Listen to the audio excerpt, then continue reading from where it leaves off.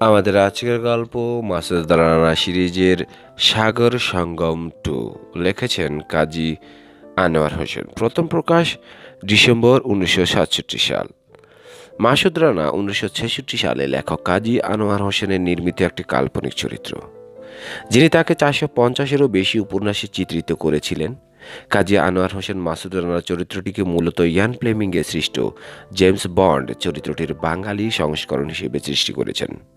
বর্তমানে সিরিজটি বাংলা বইয়ের জগতে সক্রিয় একটা স্থান ধরে রেখে মাথা উঁচু করে পথ চলছে।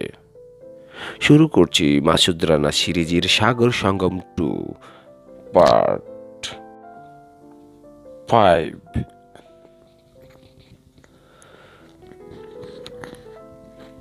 মাথাটা ঝিমঝিম করছে, সর্বাঙ্গে অসহ্য ব্যথা। চোখ না খুলেই হাই তুলল রানা। হঠাৎ ক্লোরোফরমের একটা মিষ্টি গন্ধ এলো ওর নাকে, খুবই আবছা, অস্পষ্টভাবে। পূর্ণ সজাগ হয়ে চোখ মেলল সে। মেলেই অবাক হয়ে গেল। এ কোথায় শুয়ে আছে সে? অনিতা কোথায়? উঠে বসতে গিয়েই টের পেল রানা শক্তভাবে আষ্টে পিষ্টে বাঁধা আছে সে কোনো কিছুর সঙ্গে, সম্পূর্ণ অচেনা কোনো আদো অন্ধকার জায়গায়। ক্লোরোফর্ম দিয়ে অজ্ঞান করে সরিয়ে নিয়ে আসা হয়েছে ওকে মোটেল ড্রিম থেকে। অজ্ঞান অবস্থায় মারধরও করা হয়েছে প্রচুর। ঘাড় ফিরিয়ে এদিক ওদিক চেয়ে কাউকে দেখতে পেল না রানা। মৃদু মৃদু দুলছে ঘরটা। বেশ বড় সড়ো একটা ঘর, চারপাশটা সাদা পেইন্ট করা। ম্লান আলো আসছে দুপাশে দুটো স্কাইলাইট দিয়ে। কয়টা বাজে? রিস্ট ওয়াচটার দিকে চেয়ে দেখলো চুর চুর হয়ে আছে কাজ, কিন্তু সেকেন্ডের কাঁটা তেমনই চলছে ব্যস্ত সমস্ত হয়ে। যদি কাঁটা নড়ে না গিয়ে থাকে তাহলে এখন বাজে বেলা 4টে। শুধু জাঙ্গিয়া পরা অবস্থায় বেঁধে রাখা হয়েছে ওকে একটা কাঠের তক্তার উপর। তক্তাটা মাথা এবং পায়ের দিকে বেশ খানিকটা লম্বা। মাথার দিকটা একটা চেয়ারের হাতলের উপর রাখা, পায়ের দিকটা মেঝেতে। হঠাৎ খানিকটা দূরে দেখতে পেল রানা অনিতাকে। ঠিক একইভাবে বেঁধে রাখা হয়েছে ওকেও। কয়েকটা স্টিলের চেয়ার আর একটা টেবিল রয়েছে ঘরের এক পাশে। নিতা, ডাকলো রানা। কর্কশ একটা আওয়াজ বেরোলো ওর গলা থেকে। গাড় পেরিয়ে চাইল অনিতা। ফিস ফিস করে বলল, চুপ, কথা বলো না, এক্ষুনি আসবে আবার। কোথায় ওরা? ইঙ্গিতে পাশের ঘরের দিকে দেখালো অনিতা। ভারী পর্দা ঝুলছে একটা দরজায়, দরজাটা খোলা। উজ্জ্বল আলো জ্বলছে পাশের ঘরে। উদ্গিন্ন কণ্ঠে রানা বলল, তোমাকেও মেরেছে? উত্তর দিল না অনিতা। রানা বুঝে নিয়ে চুপ করে থাকলো কিছুক্ষণ। ভয়ঙ্কর একটা ক্রোধ দাউ দাউ করে জ্বলে উঠল ওর বুকের ভেতর। কি করে বন্দি করলো আমাদের? পিস পিস করে জিজ্ঞেস করলো রানা একটু পর। ভোর রাতে স্পিড বোট করে এসেছিল ওরা সমুদ্রের দিক থেকে। আমি বাথরুমে ছিলাম। পিস্তল দেখিয়ে বন্দি করেছে আমাকে, তোমাকে ক্লোরোফর্ম দিয়ে। নিয়ে এসেছে ইয়োটে। 4জন লোক রয়ে গেছে মৃতদেহ আর গাড়ির ব্যবস্থা করবার জন্য আমাদের। ধাপ করে উজ্জ্বল বাতি জ্বলে উঠল ঘরের ভিতর। চুপ হয়ে গেল অনিতা। আলোটা চোখে সহ্য হয়ে যেতেই রানা দেখতে পেল সর্বাঙ্গে ডোরা কাটা দাগ অনিতার। নিষ্ঠুরভাবে মেরেছে ওরা অনিতাকে। নিজের দেহটা দেখতে পাচ্ছে না রানা, অনিতাকে দেখেই নিজের অবস্থা বুঝতে পারল। পর্দাটা সরিয়ে ঘরের ভেতর প্রবেশ করলো লোবাক। ভার্মিজ শার্ট আর লুঙ্গি পরনে ওর। দুজনকে জাগ্রত অবস্থায় পেয়ে ভয়ঙ্কর একটা নিঃশব্দ হাসি হাসল লোবাক। প্রকাণ্ড হাত দুটো ঝুলছে কাঁধ থেকে। স্পষ্ট আতঙ্ক ফুটে উঠল অনিতার চোখ মুখে। প্রকাণ্ড পায়ের পাতায় ধপ ধপ আওয়াজ তুলে রানার পাশে এসে দাঁড়ালো লোবাক। এক লাথি দিয়ে চেয়ারটা সরিয়ে দিল সে। ধড়াম করে মাটিতে পড়ল রানার তক্তা সহ। আঙ্গুলগুলো তক্তার নিচে পড়ায় কোকিয়ে উঠল রানা। ব্যথার স্রোত বয়ে গেল ওর সর্বশরীরে। স্থির দৃষ্টিতে চেয়ে রইল সে লোবাকের চোখের দিকে। অন্তরের সমস্ত ক্রোধ, ঘৃণা আর জিজ্ঞাসা ফুটে উঠল সে দৃষ্টিতে। বাঁকা হয়ে অনায়াসে তুলে নিল লোবাক তক্তাটা। নির্বিকারভাবে আবার আগের মতো রাখলো সেটা চেয়ারের হাতলের উপর, কিন্তু এবার রানা ঝুলছে নিচের দিকে। মেঝেটা দেখেই বুঝলো রানা ইউটেই আছে সে, কিন্তু চলছে না কেন ইউটটা। ধড়াম করে লাথি পড়লো চেয়ারের পায়ায়, আবার পড়লো তক্তাটা মেঝের উপর। নাকে আর কপালে প্রচণ্ড জোরে আঘাত লাগলো রানার। মনে হলো মাথাটা দু ফাঁক হয়ে গেছে। অনিতার তীক্ষ্ণ চিৎকার অস্পষ্টভাবে পৌঁছল রানার কানে। ঘোলা হয়ে এলো সবকিছু। বহু কষ্টে দাঁতে দাঁত চেপে সহ্য করে নিল রানা। আবার তুলল লোবাক তক্তাটা। চোখ মিটমিট করে পানি সরাবার চেষ্টা করলো রানা। স্পষ্ট অনুভব করলো রক্ত গড়িয়ে নামছে ওর নাক থেকে। জল জল করছে লোবাকের ছোট ছোট চোখ দুটো। নিষ্ঠুর আনন্দে তৃতীয় পতনের জন্য প্রস্তুত হলো রানা। ঠিক এমনই সময় পর্দা সরিয়ে ঘরে প্রবেশ করলো গোলাম হায়দার। চমৎকার ছাটের কড়া ইস্ত্রি দেওয়া নীল স্যুট পরেছে সে। ধবধবে সাদা কটনের শার্ট, লাল সিল্কের টাই, ড্রাগন আকাশোরা টাই পিন দিয়ে আটা। কালো জুতো আয়নার মতো ঝকঝক করছে। বাম হাতের অনামিকায় জিক করে উঠল ইয়েলো ডায়মন্ড। প্রকাণ্ড একটা চুরুট দাঁতে চেপে রেখেছে সে তেরচা করে। রানার পাশে এসে দাঁড়ালো গোলাম হায়দার, মুখে মৃদু হাসি। পাপড়িহীন নষ্ট চোখটা আরো বড় দেখাচ্ছে। গোলাম হায়দারের পিছন পিছন ঘরে এসে ঢুকেছে ইন্ডিয়ান নেভির পোশাক পরা লম্বা হাড্ডি সর্বস্ব সেদিনকার সেই সিরিজ হাতে লোকটা। মারা যায়নি তাহলে সে? আবার চেয়ারের হাতের উপর রাখলো লোবাক তক্তাটা, কিন্তু লাথি মারার আগেই আঙ্গুলের ইশারায় থামতে বলল ওকে গোলাম হায়দার। কেমন আছেন মিস্টার মাসুদ রানা? টিবেটান অভ্যর্থনা কেমন লাগছে? লোবাক আপনাকে বেশ আনন্দের মধ্যে রেখেছে দেখতে পাচ্ছি। এরপর চীনা সমাদর করা হবে। আমার বিশ্বাস এতে আরও আনন্দ লাভ করবেন আপনি। হাজার হোক বন্ধু দেশের সমাদর তো। অনিতার দিকে ফিরল গোলাম হায়দার। এই যে অনিতা গিলবার্ট, তোমার জন্য দুঃখ হচ্ছে আমার। বোনের আমন্ত্রণে দুদিন বেড়াতে এসে কি বিচ্ছিরি দুর্বিপাকে পড়ে গেছো তাই না? তোমার সাথে যে আবার এইসব মহারথীদের যোগ সাজস থাকতে পারে একথা স্বপ্নেও ভাবতে পারিনি আমি। যাক, সব কিছু এখন আমার আয়ত্তে চলে এসেছে, চিন্তা করো না। ঘণ্টাখানেকের মধ্যেই প্রিয়তমের হাত ধরে হাওয়ায় বেশি চলে যেতে পারবে স্বর্গের দিকে।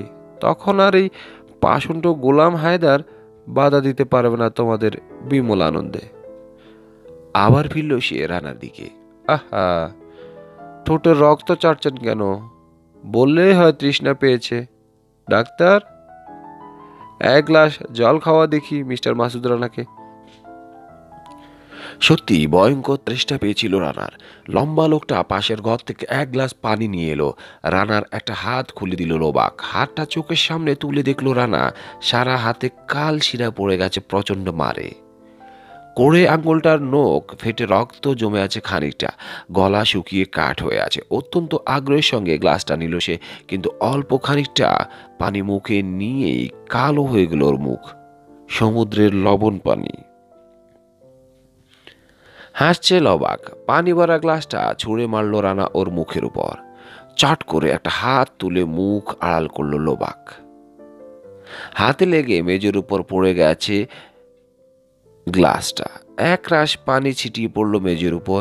হাত ছড়াতেই দেখা গেল তেমনি নিঃশব্দ হাসি লোবাকের মুখে। এক ফোঁটা পানি লাগেনি মুখের কোথাও। এই অভদ্র আচরণে গম্ভীর হয়ে গেল গোলাম হায়দারের মুখ। ইঙ্গিত করল সে লোবাকে। আবার হাতটা বেঁধে দিল লোবাক। এবার খানিকটা নিশ্চিন্ত হয়ে একটা স্টিলের চেয়ারের উপর এক পা তুলে দিয়ে কিছুক্ষণ আনমনে চুরুট টানল গোলাম হায়দার। তারপর বলল, আপনাকে আগেই সাবধান করেছিলাম আমি মিস্টার মাসুদ রানা। আপনি পায়ার ট্রিপ্লিসিটির মানুষ, আমি ওয়াটার। পানির সঙ্গে দ্বন্দ্বে চিরকাল হেরেছে আগুন। সময় থাকতে সাবধান হওয়া উচিত ছিল, কিন্তু তা না হয়ে উত্তরোত্তর বেড়ে গেলেন আপনি। উঠে পড়ে লাগলেন আমাকে ধ্বংস করবার চেষ্টায়। উপায় থাকলো না আমার। আর 1 ঘন্টার মধ্যে আপনার চিহ্নও থাকবে না পৃথিবীর বুকে। আব্দুল হাইয়ের কিছুটা অংশ পাওয়া গিয়েছিল, আপনার কিছুই অবশিষ্ট থাকবে না। কিন্তু এই 1টি ঘন্টায় আপনাকে আমরা নরক দেখিয়ে আনব। এই ব্যাপারে আমার চাইতে ডক্টর নিয়োগীর উৎসাহই বেশি। আর্টিস্টিক টেম্পারমেন্টের মানুষ, এসব সাদামাটা ব্যাপারের মধ্যে আমি থাকবো না। আমি এসেছি আপনাকে গোটা কয়েক ইন্টেলেকচুয়াল শক দেওয়ার জন্য। রানা বুঝল মৃত্যু ঘটবে ওর, অকথ্য নিষ্ঠুর নির্যাতন করা হবে ওকে মেরে ফেলার আগে। এই ব্যাপারে কোনো আশা বা সান্ত্বনা দিল না সে নিজের মনকে। হাত পায়ের বাঁধন ইতিমধ্যেই পরীক্ষা করে দেখেছে সে, পাকা হাতের কাজ খোলা অসম্ভব। যা অসম্ভবই সেটাকে মেনে নেবার চেষ্টা করলো সে। সহ্যের সীমা অতিক্রম করে গেলেই জ্ঞান হারিয়ে ফেলবে, তখন আর টের পাবে না সে কিছুই। এই যা একটু ভরসার কথা, কিন্তু জ্ঞান হওয়ার আগে পর্যন্ত থাক। আগে থেকে ভেবে কষ্টের তীব্রতা বাড়িয়ে লাভ নেই। আব্দুল হাইয়ের মৃত্যু কিভাবে ঘটেছিল জানেন? জিজ্ঞেস করলো গোলাম হায়দার। জানি। হাঙ্গরের মুখে এটুকু তো সবাই জানে, কিন্তু চিটাগাংয়ের সাগর সঙ্গমে হাঙ্গর এলো কোথা থেকে সেটা নিশ্চয়ই জানেন না? জানি। খুলনার দক্ষিণের বঙ্গোপসাগর থেকে। ভ্রু কুঁচকে গেল গোলাম হায়দারের। তীক্ষ্ণ দৃষ্টিতে চাইল রানার চোখের দিকে। এই লোক কতটা জানে বের করতেই হবে ওকে। সব কথা বের না করে হত্যা করা যাবে নাকে। কি করে এলো? রক্তের গ্রানে। গোলাম হায়দারকে বিস্মিত দৃষ্টিতে চাইতে দেখে মৃদু হেসে যোগ করল, বিস্মিত করতে চেয়েছিলে, কিন্তু প্রথম শকটা তোমার উপর দিয়ে গেল গোলাম হায়দার। এবার দ্বিতীয় শক দেওয়ার চেষ্টা করে দেখো। বাহ, খেলা খেলা গছের মজা পাওয়া যাচ্ছে তাই না? বলুন দেখি, মর্টেল ড্রিম পড়ল কেন? মাত্র 36 লাখ টাকার জন্যে? একটি পয়সাও যার পাবেন না তুমি। আমি দুঃখের সঙ্গে জানাচ্ছি, আমার প্ল্যানের মধ্যে আপনি হঠাৎ উপস্থিত হয়ে যেটুকু গোলমাল পাকিয়ে তুলেছিলেন তা ঠিকঠাক করে দেওয়া হয়েছে। প্রত্যেকটা পয়সা গুনে গুনে দিতে হবে ইন্স্যুরেন্স কোম্পানিকে। বেতারে খবর গেছে চিটাগাঙ্গে ইতিমধ্যেই উকিল ক্লেম স্যুট করে দিয়েছে। চেকও বোধহয় রেডি হয়ে গেছে এতক্ষণে। অত্যন্ত আনন্দিত মনে হলো গোলাম হায়দারকে। এতক্ষণে চেক নয়, হাত করা রেডি হয়ে গেছে তোমার জন্য শয়তান। আমার গাড়ি আর পিচ্চির মৃতদেহটা লুকিয়েই ফেলেই মনে করছে সব কুল রক্ষা হয়েছে। দাগু কোথায়? ও নিশ্চয়ই কাজ ছেড়ে গাড়ি নিয়ে সরে গেছে ঘটনাস্থল থেকে। পিচ্চির মৃতদেহ আর আমার গাড়িটা পেলেই পালালো কেন? কেন? আতঙ্কিত দৃষ্টিতে চাইল গোলাম হায়দার রানা দিকে। কারণ পিচ্চির আগেই মৃত্যু হয়েছিল দাগুর। গাড়ি শুদ্ধ পুড়ে আছে সে সুইমিং পুলের মধ্যে। এতক্ষণে পুলিশের লোক আর দমকল বাহিনী তুলে ফেলেছে লাশ। পুরো ব্যাপারটা যুক্তির ভিত্তিতে দাঁড় করাতে বিশেষ বেগ পেতে হবে না ওদের। কেমন লাগলো দ্বিতীয় শকটা? গম্ভীর হয়ে গেল গোলাম হায়দার। বিপদ টের পেয়েছে সে। বলুন দেখি, সেই বাদরের মতো দেখতে চোরটাকে কেন ধরেছিলাম? তোমার টাকা জালের ব্যাপারে জেনে ফেলেছিল লোকটা অনেকখানি, তাই। দু পা এগিয়ে গেল গোলাম হায়দার। নষ্ট চোখটা আর একটু বিস্ফোরিত দেখালো। ভদ্রতার মুখোশ খসে পড়ল ওর। উদ্গিন্ন দেখালো ওকে। তুমি জানলে কি করে? পার্টটা তাহলে তোমাদের হাতে পড়েছে? হ্যাঁ, এখন ঢাকার হেড অফিসে। এই ব্যাপারে আমার মতামত জানানো হয়েছে মেজর জেনারেল রাহাত খানকে। কোথায় টাকা চাপা হচ্ছে সে ঠিকানাটাও। বোকা হয়ে গেল গোলাম হায়দার। বুঝলো যতখানি সহজ মনে করেছিল আসলে ব্যাপারটা তা নয়। অনেক প্যাচ খেয়ে জটিল হয়ে গেছে সমস্ত কিছু। বিচলিত হয়ে পড়েছে সে। এর কাছ থেকে সমস্ত তথ্য জেনে নিয়ে সেই মতো ব্যবস্থা করতে হবে। চেহারা একটু দৃঢ় সংকল্প ফুটে উঠল ওর। যে কোনো উপায়ে সব কথা বের করতেই হবে। চেয়ে দেখলো মুচকে মুচকে হাসছে রানা। ওর অবস্থা সম্পূর্ণ ওয়াকেফাল সে। কেমন লাগলো তৃতীয় ধাক্কাটি? জিজ্ঞেস করলো রানা। সমস্ত ব্যাপার জেনে ফেলেছ, তাই বলতে চাও তুমি? সব কিছু। ইয়টের নিচে শুরু করিডোর দিয়ে গিয়ে ডান ধারে যে গোপন কিবোর্ড আছে, তার 8 নম্বর চাবিটা কোন দোজকে প্রবেশের চাবিকাঠি তাও জানা আছে আমার। এবার সম্পূর্ণ মিথ্যে কথা বলল রানা। কি বললে? ফ্যাকাশে হয়ে গেল গোলাম হায়দারের চেহারা। সাবমেরিনের কথাও জেনে ফেলেছ? ভিতর ভিতর হোঁচট খেল রানা। বলে কি সাবমেরিন? ইয়টের তলায় করে পাকিস্তানি রাডার এড়িয়ে সাবমেরিন আসছে ইন্ডিয়া থেকে। রোমানার কথার সঙ্গে ঠিক মিলে যাচ্ছে। রাইমঙ্গলের মোহনায় পৌঁছে শিকারের ভান করে গোলাম হায়দার। সাবমেরিন তখন ঘুরে আসে ডায়মন্ড হারবার থেকে। ইয়টের নিচে ফাঁপা জায়গা আছে সাবমেরিনের জন্য। আবার সেটা ইয়টের ছায়া ছায়া চলে আসে চিটাগঙ্গের সাগর সঙ্গমে। সেখান থেকে যায় কক্সবাজার আর টেকনাফের মাঝামাঝি এক দুর্গম জঙ্গলে, যেখানে কয়েক বর্গমাইল জায়গা কিনে নিয়ে কাঠের কারবার আরম্ভ করেছে গোলাম হায়দার। এরই জন্যে 25 নটের বেশি স্পিড দিতে দেখেনি কেউ এই ইয়টকে। কিন্তু কি এদের উদ্দেশ্য? গত 6 মাস ধরেই লক্ষ্য করছে পিসিআই। যে কোনো ভারতীয় স্পাইকে সন্দেহ করা হয়েছে টের পেলেই বর্ডারের দিকে না গিয়ে সোজা চিটাগং পালিয়ে যাচ্ছে ওরা আজকাল, এবং বেমালুম গায়েব হয়ে যাচ্ছে। কিন্তু এইটুকুর জন্য এত বড় একটা ব্যবস্থা করবে না ভারত? তাহলে কি ভয়ঙ্কর প্যাচ করছে সে এবার পাকিস্তানের বিরুদ্ধে। নিশ্চয়ই কোনো মহা পরিকল্পনা আছে ওদের। কি সেটা? রানার ভেতরে এতগুলো চিন্তা খেলে গেল ঠিক 3 সেকেন্ডের মধ্যে। একটু পরিবর্তন হলো না মুখের চেহারা। কে বলেছে? সাপের মতো হিস হিস করে উঠল গোলাম হায়দারের কণ্ঠস্বর। চুরুটটা দৌড়ল সে রানার দিকে পিস্তলের মতো করে। বলো, কে বলেছে? বলতে হবে তোমাকে। কে বিশ্বাসঘাতকতা করলো? ধীরে ধীরে এগিয়ে নিয়ে আসছে সে জ্বলন্ত চুরুটটা রানার চোখের দিকে। মৃদু হাসল রানা। বলল, খুব ভয় পেয়েছ গোলাম হায়দার? কল্পনাও করতে পারোনি ইন্টেলেকচুয়াল শক দিতে এসে ট্যাকটিক্যাল কিক খেতে হবে। আমি জানি আর অল্পক্ষণে মৃত্যু ঘটবে আমার। কাজেই তোমার চুরুটের আগুন আমি ভয় পাই না। মৃত্যুর জন্য প্রস্তুত করেছি আমি আমার মনকে। কেবল দুঃখ তোমার মতো একটা তৃতীয় শ্রেণীর ছ্যাঁচড়ার হাতে প্রাণটা যাচ্ছে। তেমন জাদরেল কোনো ভিলেনের হাতে মরেও সুখ আছে। সেই সুখ থেকে বঞ্চিত হচ্ছি আমি। তবে মনে রেখো, 20 কামড় আমি দিয়ে দিয়েছি, নিস্তার নেই তোমার। কিছুই হবে না আমার। তেমন বিপদ দেখলে আজই পালিয়ে যাব আমি সাবমেরিনে করে। এখনই ইয়ট ছেড়ে দিলে কে ঠেকায় আমাকে? জঙ্গলের মধ্যে যদি হারিয়ে যাই, কে খুঁজে পাবে আমাকে? যেন নিজেকেই নিজে আশ্বাস দিল গোলাম হায়দার। চেষ্টা করেই দেখো না। আকাশ পাতালে জলে ডাঙ্গায় কোথাও তোমার আর জায়গা নেই গোলাম হায়দার। সব কথা বলিনি, বললে এখনই আত্মহত্যা করতে চাইবে তুমি। বলি আর না বলি, ধরা তুমি পড়বেই, আর আমি মারা যাবই। কাজেই যদি আমার কয়েকটা প্রশ্নের উত্তর দিয়ে কৌতূহল নিবৃত্ত করো, তাহলে তোমার বিরুদ্ধে কি কি কাজ করেছে এবং কি কি প্রমাণ সংগ্রহ করেছি সব হয়তো বলতে পারি। তোমার কোনো প্রশ্নের উত্তর আমি দিতে বাধ্য নই। নির্যাতনের মাধ্যমে সব কথা বের করে নেব আমি। চেষ্টা করে দেখো আমি প্রস্তুত। একটি কথাও বের করতে পারবে না আমার কাছ থেকে। ওই তো চুরুট রয়েছে হাতে, ঠেসে ধরো না আগুনটা আমার চোখের মধ্যে।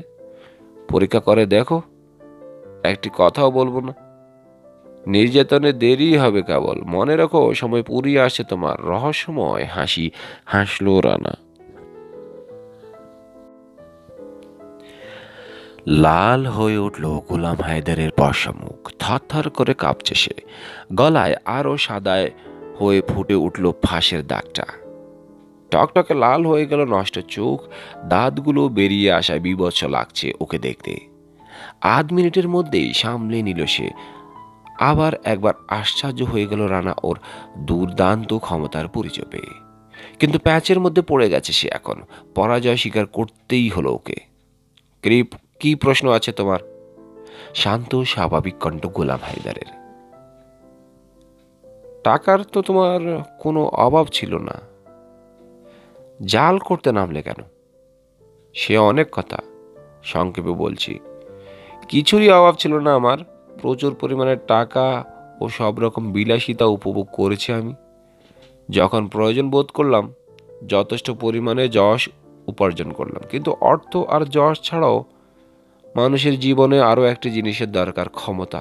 উপলব্ধি করলাম ক্ষমতার অভাব আছে আমার মধ্যে। এই যুগে এই দেশের আমি শ্রেষ্ঠ মানব, যা চেয়েছি তাই পেয়েছি।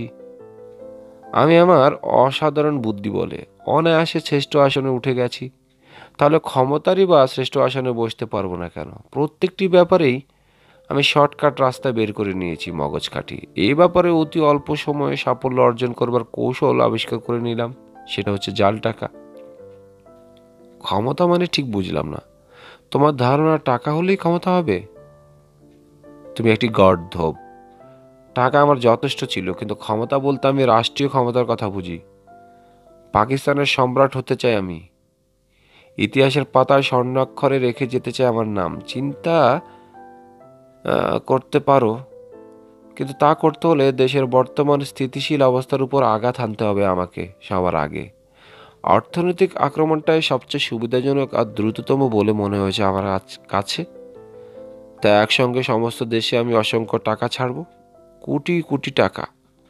সমস্ত পাকিস্তানের টোটাল মানি সাপ্লাই হচ্ছে 1085 কোটি টাকা। বাজারে চালু আছে মোট 665 কোটি টাকা। আমি ছাড়ছি 10,000 কোটি টাকা। দরকার আরও ছাড়বো। কল্পনা করতে পারো ব্যাপারটা? বিভিন্ন জায়গা থেকে ছাড়া হবে টাকাগুলো। ভয়ঙ্কর রকমের মুদ্রাস্ফীতি ঘটবে এর ফলে। তুমি কল্পনাও করতে পারবে না কি সাংঘাতিক পরিস্থিতির সৃষ্টি হবে। 40 টাকা মন চাল বিক্রি হবে 400 টাকা। 15 দিনে ধসে পড়বে পাকিস্তানের এতদিনকার গড়ে তোলা অর্থনৈতিক বুনিয়াদ। হাহাকার পড়ে যাবে চারিদিকে, দুর্ভিক্ষ লেগে যাবে। টাকাগুলো ছাড়বে কি করে? আমার নিযুক্ত হাজার কয়েক লোক বাজার থেকে সমস্ত জিনিস কিনতে আরম্ভ করবে চোখ বুঝে। অসংখ্য জিনিস কিনে ফেলে দেওয়া হবে নদীতে। বেশ 20 দিনের মধ্যেই গদিচ্যুত হবে ক্ষমতাসীন সরকার। সমস্ত কিছু চক কেটে রেখেছি। ঠিক 2 মাস পর নিজেকে পাকিস্তানের প্রেসিডেন্ট বলে ঘোষণা করব আমি। পাগলামিরও একটা সীমা আছে, সেটাও ছাড়িয়ে গেছি তুমি। যাক, এর মধ্যে ইন্ডিয়া ঢুকলো কি করে? ওরা সাহায্য করলো আমাকে, আমিও সাহায্য করলাম ওদের। টাকা ছাপার অফসেট মেশিন ওরাই ইম্পোর্ট করে দিয়েছিল আমাকে জার্মানি থেকে। এক্সপার্ট সব ওদের। কাগজ সমস্তই দিচ্ছে ওরা। পুরোদম চলছিল 10, 50 আর 100 টাকার নোট ছাপার কাজ। আমাদের কাজ প্রায় শেষের দিকে এসে পড়েছিল। এমনই সময় নষ্ট হয়ে গেল মেশিনের একটা পার্ট। স্যাম্পল পাঠিয়ে দিলাম কলকাতা, কারণ পাকিস্তান থেকে ওই পার্ট ইম্পোর্ট করতে গেলে বিপদ ঘটতে পারে। বন্ধুরা জোগাড় করে পাঠিয়ে দিল পার্টটা বিশেষ লোক মারফত। সেটাই চুরি করেছিল সেই ছিচকে চোর গিলটি। এইবার গোটা ব্যাপারটা পরিষ্কার হয়ে গেল রানার কাছে। ভয়ঙ্কর এক খেলায় মেতেছে গোলাম হায়দার। ওকে ঠেকানোর কি কোনো উপায় নেই। টাকা চাপার মেশিনের পার্ট সম্পর্কে ওর রিপোর্টে উল্লেখ ছিল, কিন্তু তার বেশি কিছুই নয়। আর তথ্য সংগ্রহ করে তারপর ওর সন্দেহের কথা প্রকাশ করবে ভেবেছিল রানা। ভাগ্যক্রমে ওর মিথ্যে কথাগুলো গোলাম হায়দারের দুর্বল জায়গা লেগে যাওয়ায় এত কথা জানতে পারল সে। কিন্তু জেনে লাভ কি হলো? খবরটা ঢাকায় জানানোর কোনো উপায় নেই। অল্প সময়ের মধ্যে মৃত্যু ঘটবে ওর মৃত্যুর সঙ্গেই নষ্ট হয়ে যাবে সমস্ত প্রমাণ এবং তথ্য। গোলাম হায়দারের এই ধ্বংসাত্মক লীলায় বাধা দেওয়ার থাকবে না কেউ। সত্যি সত্যি যদি সে অসংখ্য কোটি টাকা বাজারে চালু করে, তাহলে কি সাংঘাতিক অবস্থা যে সৃষ্টি হবে তা ভাবতেও শিউরে উঠল রানার সর্বাঙ্গ। লক্ষ লক্ষ কোটি কোটি লোক মারা যাবে না খেয়ে। গোটা পাকিস্তানে বিশৃঙ্খলা, অরাজকতা আর উন্মুক্ততার রাজত্ব কায়েম হবে। আর কোনো প্রশ্ন আছে তোমার? একটা অনুরোধ আছে। কি? এইসব পাগলামি ছেড়ে হেমায়েতপুর মেন্টাল হসপিটালে ভর্তি হয়ে যাও। সিটও খালি আছে ওখানে। দুদিনেই ভূত ছাড়িয়ে দেবে ওরা। অর্থাৎ আর কোনো প্রশ্ন নেই তোমার? এবার বলো, আমার বিরুদ্ধে কি কি প্রমাণ সংগ্রহ করেছো তোমরা? নিজের প্ল্যানটা বলতে বলতে আবার হৃত আত্মবিশ্বাস ফিরে এসেছে গোলাম হায়দারের। কণ্ঠস্বর শুনেই বুঝতে পারলো সেটা রানা। আচমকা গোটা কয়েক বোমবাস্টিক কথা শুনে হতবুদ্ধি হয়ে পড়েছিল সে। চিন্তা করবার কিছুটা সময় পেয়ে রানা চাতুরি ধরে ফেলেছে। রানাকে চুপ করে থাকতে দেখে আরও নিশ্চিত হলো সে। বলল, কি বলবার কিছুই পাচ্ছ না বোধহয়? তুমি কি করে ভাবতে পারলে যে কোনো কথা বলবো আমি তোমাকে? খেপেছ না কি হে? বলে দিই, আর অবস্থা বুঝে একটা ব্যবস্থা করে ফেলো তুমি। এতখানি বুদ্ধু ঠাওরালে কেন আমাকে? ঠাস ঠাস করে দুটো চড় কষালো গোলাম হায়দার রানার গালে। ঝনঝন করে উঠল মাথাটা। দাঁতে দাঁতে চেপে রাখলো রানা। তোরা একটা কথাও বিশ্বাস করি না আমি, মৃত্যুক শয়তান, বলল গোলাম হায়দার। কোনো খবর পৌঁছায়নি ঢাকায়। টাকশাল আর সাবমেরিনের খবর পৌঁছলে এতক্ষণে ঝাঁকে ঝাঁকে বম্বার প্লেন আর হেলিকপ্টার এসে হাজির হয়ে যেত। চিটাগাং পোর্টে নোঙ্গর করা দুটো ডেস্ট্রয়ার ছুটে আসতো হা হা করে। ওয়্যারলেসে খবর পেয়ে যেতাম আমি আরও অনেক আগেই। কাজেই কোনো খবরই জানে না কেউ। এবং তুইও এসব জেনেছিস অনেক পরে, যখন কাউকে কিছু জানাবার আর সুযোগ ছিল না। তার মানে কি? মানে বিশ্বাসঘাতক নেমো খারাপ আছে কেউ এই ইয়টে। কে সে? কার এত বড় স্পর্ধা? চাবির নম্বর পর্যন্ত যখন মিলে যাচ্ছে তখন ভুল নেই এতে। বল হারামজাদা, কার কাছ থেকে শুনেছিস তুই সাবমেরিনের কথা? আবার দুটো চড় মারলো গোলাম হায়দার রানার গালে। এবারও নীরবে হজম করলো রানা সে আঘাত। কিন্তু আবার মারবার জন্য হাত তুলতেই থুক করে থুতু ছিটিয়ে দিল সে ওর মুখের উপর। আবার একবার লাল হয়ে উঠল গোলাম হায়দারের মুখ। রুমাল দিয়ে মুখ মুছে ফেলে দিল সে রুমালটা মাটিতে। তারপর বলল, ডক্টর নিয়োগী। একটা স্টিলের চেয়ারে বসে টেবিলের উপর হাত ভাঁজ করে তার উপর মাথা রেখে পরম নিশ্চিন্তে ঘুমাচ্ছিল নিয়োগী। চমকে উঠে চোখ মিলে চাইল। এদের বক বকানের চোটে ঘুম এসে গিয়েছিল তার। চোখ ঘষতে ঘষতে সোজা হয়ে বসল সে। তোমার চাইনিজ ট্রিটমেন্ট তৈরি করো ডাক্তার। কথাটা বলেই লোবাকে ইঙ্গিত করলো গোলাম হায়দার। তক্তাটা আলগোছে তুলে নিয়ে টেবিলের কাছে চলে এলো লোবাক। হেলান দিয়ে রাখলো সেটা টেবিলের ধারে একটা চেয়ারের হাতলে। একটা সুইচ অন করবার শব্দ পাওয়া গেল। সাথে সাথে মৃদু গঞ্জন তুলে চালু হয়ে গেল কিসের যেন একটা যন্ত্র। ততক্ষণে সামলে নিয়েছে গোলাম হায়দার। নষ্ট চোখটা তেমনই লাল, কিন্তু কণ্ঠস্বরে বিদ্বেষ বা রাগের আভাস মাত্র নেই। শান্ত কণ্ঠে বলল, আমি খুব ঝোঁকের বশে চলি, এটাই আমার একমাত্র দোষ মিস্টার মাসুদ রানা। একবার মাথায় রাগ চাপলে সমস্ত বুদ্ধি গলা হয়ে যায় আমার। কিন্তু পর মুহূর্তে নিজের ভুল বুঝতে পারি। আপনার সঙ্গে দুর্ব্যবহার করে ফেলেছি, আমাকে মাফ করে দেবেন। মরা মানুষের সঙ্গে আমার কোনো শত্রুতা নেই। আমার একটু ডাঙ্গায় যেতে হবে, ফিরে এসে আপনাকে দেখতে পাবো না। কাজেই যাবার আগে আপনার বদদোয়া কুড়িয়ে নিয়ে যেতে চাই না। রানাকে চুপ করে থাকতে দেখে আবার বলল, মনে কোনো কষ্ট নেবেন না মিস্টার মাসুদ রানা। স্বাভাবিকভাবে গ্রহণ করবার চেষ্টা করলে মৃত্যুটা সহজ হবে। আপনার সঙ্গে আমার বিরোধ রয়েছে, এর পরিণতি যে কোনো একজনের মৃত্যু। আমার ক্ষমতা বেশি, তাই আপনাকেই বরণ নিতে হচ্ছে মৃত্যুটা। আপনার ক্ষমতা বেশি হলে আমারও এই একই অবস্থা হতো। Survival of the fittest. আপনার মৃত্যুটা প্রয়োজন। আমার কয়েকজন লোকের মৃত্যু হয়েছে আপনার হাতে, কাজেই উপযুক্ত নির্যাতন করা হবে আপনাকে হত্যার আগে। ডাক্তারের হাতে যে যন্ত্রটা দেখছেন ওটা একটা ড্রিলিং মেশিন।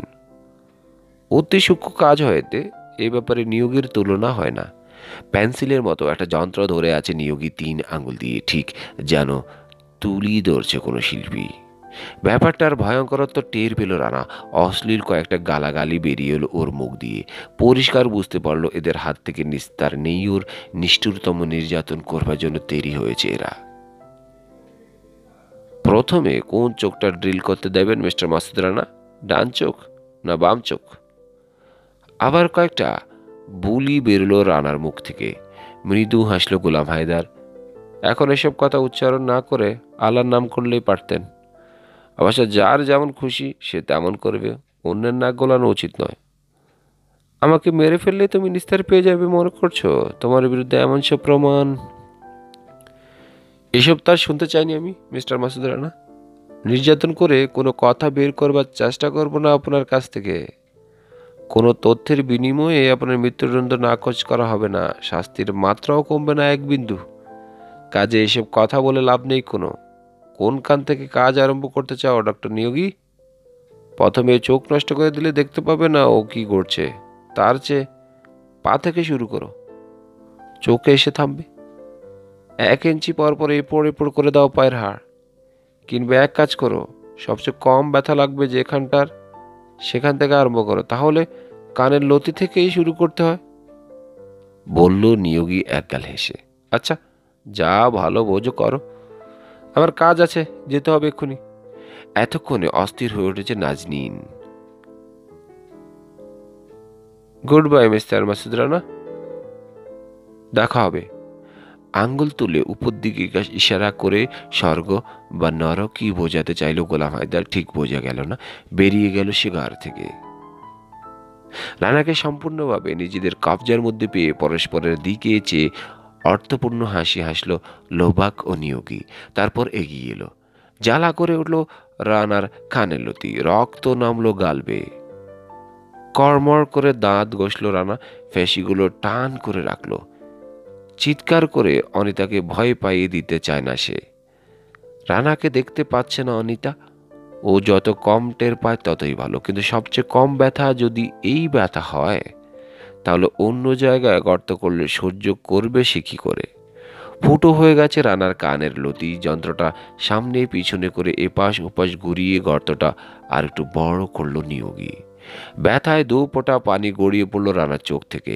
কানের কাছে ছোট্ট ড্রিল মেশিনের শব্দটা প্লেনের ইঞ্জিনের শব্দের মতো মনে হলো ওর কাছে। আগুন ধরে গেছে যেন রানার কানে। ড্রিলের নিডলটা বের করে নিল নিয়োগী। পরস্পরের দিকে অর্থপূর্ণ দৃষ্টিতে চাইল আবার লোবাক ও নিয়োগী, যেন ক্লাসে লেকচার দিচ্ছে। এইভাবে একটা আঙ্গুল তুলে বোঝাবার ভঙ্গিতে বলল নিয়োগী, দেখুন মিস্টার মাসুদ রানা, এই যে এখানের নার্ভটা, এটাকে বলে ট্রাইজেমিনাল। মুখের উপর একটা আঙ্গুল রেখে দেখালো সে নার্ভটা। আর এটাকে বলে সায়াটিক নার্ভ। এগুলোর উপর মৃদু অত্যাচার করবো আমরা এবার। অল্পতেই পাগল করে দেওয়া যায় একটা মানুষকে। কেলকাটা সেন্ট্রাল জেলে দুটো পেশেন্টকে এই ট্রিটমেন্ট দিয়েছিলাম। কাটা মুরগির মতো ছটপট আরম্ভ করে দিয়েছিল 3 সেকেন্ডে, কিন্তু তার জন্য ঝোলানো দরকার আপনাকে মাথা নিচু দিকে করে। লোবাক, তোমার কর্ড কোথায়? মাথা ঝাঁকিয়ে দেরাজ থেকে একটা নাইলনের রিল বের করলো রোবাক। বাধা দেওয়ার চেষ্টা করলো রানা, কিন্তু পারল না। সিলিংয়ের একটা কড়ার মধ্যে দিয়ে কোড়ে আঙ্গুলের অর্ধেক মোটা নাইলনের রশিটা ঘুরিয়ে এনে বাঁধা হলো শক্ত করে ওর ডান পায়ের গোড়ালি থেকে কয়েক ইঞ্চি উপরে। তক্তার সঙ্গে বাঁধনগুলো কেটে দিয়ে টেনে তোলা হলো পাটা উঁচুতে। কাঠটা ছাড়া বাকি দেহ উঠে গেল মাটি ছেড়ে। গোটা দেহের ওজন পড়তেই মাংস কেটে বসে যেতে আরম্ভ করলো রশিটা পায়ে। ব্যথায় কুঁচকে গেল রানার মুখ। একটা তীক্ষ্ণ দোনি বেরোলো অনিতার মুখ থেকে। পরিষ্কার দেখতে পাচ্ছে সে এখন রানাকে। ওর তক্তাটা ঘুরিয়ে এদিকে মুখ করে দিয়েছে লোবাক। চোখ বদ্ধ করে রাখো অনিতা, কর্কশ কণ্ঠে বলল রানা। যতটা সম্ভব কাঁধের উপর দেহের ভার ধারণ করবার চেষ্টা করলো সে। স্পষ্ট দেখতে পড়ল সে রক্ত নেমে আসছে পা বেয়ে নিচের দিকে। কোনো কৌশলে মৃত্যুটাকে ত্বরান্বিত করা যায় কিনা ভাববার চেষ্টা করলো সে, কিন্তু অসহ্য ব্যথার ফলে কিছুই ভাবতে পারছে না সে আর। এতক্ষণ অভিব্যক্তিহীন দৃষ্টিতে চেয়েছিল নিয়োগী রানার দিকে, এবার আবার ড্রিলিং মেশিনটা চালু করে এগিয়ে এলো পায়ে পায়ে। হঠাৎ একটা বেল বেজে উঠল ঘরের মধ্যে। দরজার মাথায় একটা লাল বাতি জ্বলল নিবল সেই সাথে। বিরক্ত মুখে সেদিকে চাইল নিয়োগী, তারপর চাইল লোবাকের দিকে। লোবাকও বিরক্ত হয়েছে। টেবিলের পায়ের সাথে রিলটা পেঁচিয়ে বেঁধে ফেলল সে। তাড়াতাড়ি এসো লোবাক, নইলে তোমার জন্য অবশিষ্ট থাকবে না আর কিছু। যাও কুইক। বেরিয়ে গেল লোবাক অপ্রসন্ন মুখে। রানা ভাবল বোধহয় ডেকে পাঠিয়ে চোখে গোলাম হায়দার কোনো জরুরি ব্যাপারে। গোলাম হায়দার এত করে জঙ্গলের মধ্যে পাহাড়ের ওপর ওর বাংলোতে চলে গেছে, সেখানেই গেল লোবাক। এর ফলে কি নির্যাতন পিছিয়ে যাবে? নিয়োগী কি লোবাককে ছাড়া নিজেই ও ট্রিটমেন্ট আরম্ভ করবে? আর যে সহ্য করতে পারছে না সে। রগে টান পড়ায় পা থেকে একটা অসহ্য ব্যথা দমকে দমকে নেমে আসছে তলপেটের কাছে। জ্ঞান হারিয়ে ফেলবে সে এখনই। এগিয়ে এলো নিয়োগী। সাদা প্যান্টটা দেখতে পাচ্ছে রানা, আর মড়মড় করে হাঁটু আর মাজার শুকনো হাড় ফোটার শব্দ শুনতে পাচ্ছে। কাছে আসতেই হঠাৎ বাঁ পায়ে দড়াম করে লাথি মেরে বসলো রানা ও তল পেটে। পর মুহূর্তেই নিজে আর্তনাদ করে উঠল ব্যথায়। এই নড়াচড়ার ফলে তলপেটে ছুরির আঘাতের মতো ব্যথা অনুভব করলো সে। লাথি খেয়ে পড়ে গিয়েছিল ডক্টর নিয়োগী তড়াক করে উঠে দাঁড়ালো। মড়মড় করে ফুটলো অনেকগুলো হাড়। এবার পিছন থেকে মাথার কাছে চলে এলো সে। চকচক করে উঠল শুরু ড্রিলিং মেশিনটা রানা চোখের সামনে। ঠিক সেই সময় ঘরে ঢুকলো রোমানা। খালি পা, কাপড় চোপড়, চুল বিশস্ত্র, হাতে একটা রিভলভার, কপালে আর ঠোঁটের কোণে রক্ত। ডান গালে চোখের ঠিক নিচেই বড় একটা ফোসকা পড়েছে। হাতের রিভলভারটা সোজা নিয়োগীর বুকের দিকে ধরা। রোমানা, তুমি! চুপ! রানাকে থামিয়ে দিল রোমানা অস্বাভাবিক কণ্ঠে। টেবিলের উপর থেকে ছুরি তুলে নিয়ে উঠে দাঁড়াবার ইঙ্গিত করলো সে নিয়োগীকে। উঠে দাঁড়ালো নিয়োগী মর্মর আওয়াজ তুলে। মাথার উপর হাত তুলে ওইখানে গিয়ে পিছন ফিরে দাঁড়াও। মাথার উপর হাত তুলে দাঁড়ালো নিয়োগী। চলতে থাকলো ওর ডান হাতে ধরা ড্রিলিং মেশিন। কেটে দিল রোমানা লাইলনের রশিটা। ধড়াম করে পড়ছিল পাটা মাটিতে। বাম পা ব্যবহার করে কৌশলে নামিয়ে আনলো রানা সেটা আস্তে করে। হাতের বাঁধন রোমানা, জলদি, বলল রানা। রোমানার হাতের রিভলভার স্থির হয়ে রয়েছে নিয়োগীর দিকে। রানার কণ্ঠস্বর শুনে পেছন ফিরে দেখবার চেষ্টা করলো নিয়োগী। সাথে সাথেই ধমক খেলো রোমানার কাছে, খবরদার, ঘুরে দাঁড়াও। ঝট করে পিছন ফিরল নিয়োগী। হাতের বাঁধন খুলে যেতেই চুরিটা নিয়ে নিজেই নাইলনের রশি কেটে আলগা করে দিল রানা পা থেকে। রিভলভারটা আমাকে দাও রোমানা। টলছো কেন তুমি এমন করে? কি হয়েছে? এমনভাবে মারলো কে তোমাকে? আমি এখানে আছি জানলে কি করে? একসাথে এতগুলো প্রশ্ন শুনে মলিন হাসি হাসল রোমানা। রিভলভারটা রানার হাতে দিয়ে পটপট করে জামার বোতাম খুলে দেখালো সে রানাকে। বুকে পিঠে পোড়া পোড়া দাগ, চুরুটের আগুন ঠেসে ধরেছে কেউ বারবার। চাবুকের দাগও দেখতে পেল রানা। খুন চেপে গেল ওর মাথায়। কে? গোলাম হায়দার? জিজ্ঞেস করলো রানা। কঠিন হয়ে গেছে ওর মুখটা। মাথা জাকালো রোমানা। এতক্ষণে লক্ষ্য করলো রানা শ্বাস নিতে কষ্ট হচ্ছে রোমানার। রোমানা, অনিতা গিলবার্টের বাদনটা একটু কেটে দেবে? এখনই এসে পড়বে লোবাক, প্রস্তুত থাকতে হবে আমাকে। এতক্ষণ অনিতাকে লক্ষ্যই করেনি রোমানা। ঝট করে ফিরল সে অনিতার দিকে। তাড়াতাড়ি জামার বোতাম লাগাতে গিয়ে দেখলো রানারই মতো প্রায় উলঙ্গ অনিতা গিলবার্ট। টলতে টলতে এগিয়ে গেল রোমানা। রানা সাহায্য করলো একটা হাত ধরে। বাঁধন কেটে দিয়ে অনিতার সাহায্যে একটা খাটের উপর বসে পড়ল রোমানা। বিছানার চাদরটা জড়িয়ে নিয়ে লজ্জা নিবারণ করলো অনিতা। এগিয়ে গেল রানা। আমরা এখানে আছি জানলে কি করে তুমি? আবার প্রশ্ন করলো রানা। গোলাম হায়দারের কাছে 20 মিনিট আগে। ওর ধারণা সাবমেরিনের কথা আমিও বলেছি তোমাকে। আজ নাকি সময় নেই, কাল আবার আসবে সত্যি কথাটা বের করবার জন্য। কোথায় গেল গোলাম হায়দার? নিয়োগী নড়ে উঠল। খবরদার নিয়োগী! জমে গেল নিয়োগী বরফের মতো। একটা তোয়ালে টেনে নিয়ে কোমরে জড়িয়ে গিট দিয়ে নিল রানা। ওই তো সামনে একটা টিলার মাথায় কাঠের বাংলো আছে ওর। ইয়ট আর সাবমেরিন যে কোনো মুহূর্তে ছাড়ার জন্য প্রস্তুত রাখার হুকুম দিয়ে চলে গেছে সে ওই বাংলোয়।